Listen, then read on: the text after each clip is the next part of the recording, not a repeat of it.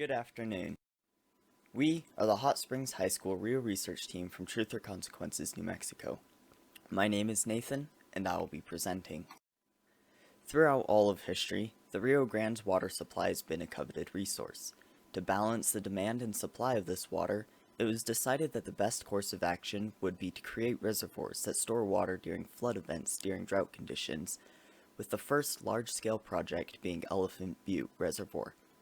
In the late 1900s, water supply reached an all-time high, which Elephant Butte has been releasing throughout the past several years of drought. Talking a little more about the history of the dam, it was a complicated situation. By 1890, Colorado was using such a significant amount of water that as the Rio Grande reached Texas and Mexico, there was hardly enough water left.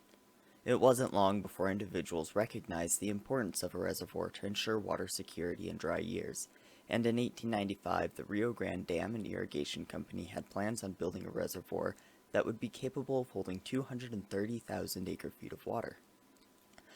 At the same time, the United States government had its sights set on building a reservoir in El Paso, along the Texas-Mexico border, capable of holding 540,000 acre-feet of water. It wasn't until the early 1900s that the final location was decided, and in 1916, the current Elephant Butte Dam was completed, creating a reservoir capable of holding over 2 million acre-feet of water. So what was it that determined the current location in New Mexico? Simply put, it provided all of the requirements with the highest maximum capacity of all locations considered. These requirements were to keep the project in line with being beneficial to all parties concerned. It must deliver water to Mexico, provide irrigation water to America, be able to hold large quantities of silt, have a low relative evaporation rate, produce electricity, and be able to provide for recreational facilities.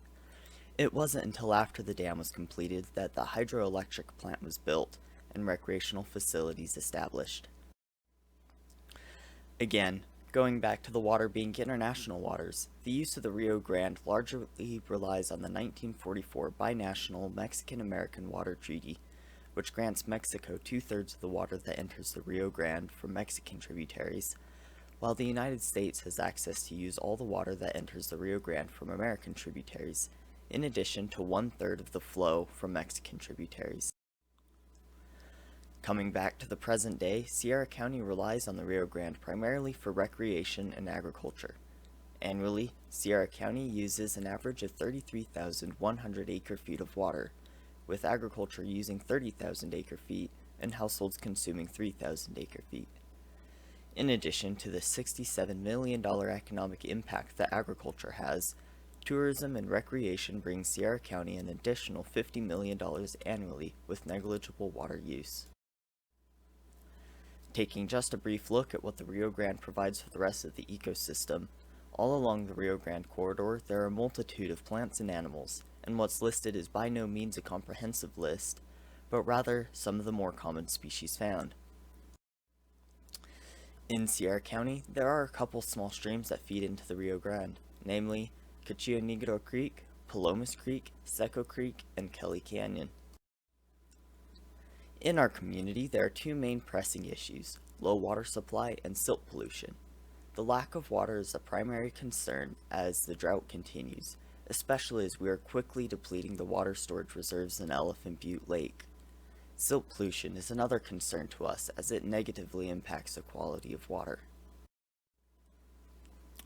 Talking more about the low water supply, we can see that in the 80s and 90s, there is a substantial flood event that exceeded the 2 million acre-foot maximum capacity. In 2013, we can see this drop in available water with only 173,000 acre-feet stored. Through emergency management, the lake was raised back to a safe buffer of roughly 300,000 acre-feet. The concerning trend, however, is that our water demand has increased while our water supply has decreased. Just this year, as of November 8th, there is only 89,000 acre-feet of water in the reservoir. With that in mind, we are running out of water. Elephant Butte Reservoir is dropping to a point that it will no longer bring in the tourism dollars, while the low water supply will make for a poor harvest this next season, which greatly hurts the agricultural income. Considering that these are the primary sources of income in the county, losing the lake and the river would spell economic collapse, not to mention the massive impact it would have on the flora and fauna that defines nature in New Mexico. Thank you.